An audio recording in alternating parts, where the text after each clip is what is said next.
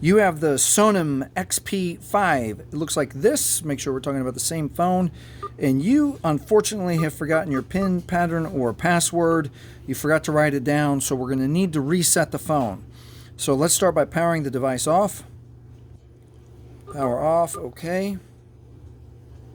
Just a few seconds to power off. It vibrates. The screen will go completely black. There we go, it's off. Now we're going to hold down power and volume up at the same time. Volume up, power. Vibrates, brings up the logo, and now we can let go.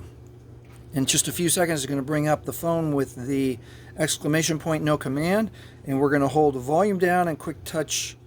We're going to hold down power and quick touch volume up. Hold down power, quick touch volume up, and that brings up the Android recovery menu. Now with the volume keys, scroll to factory reset, and we're going to press OK with center OK.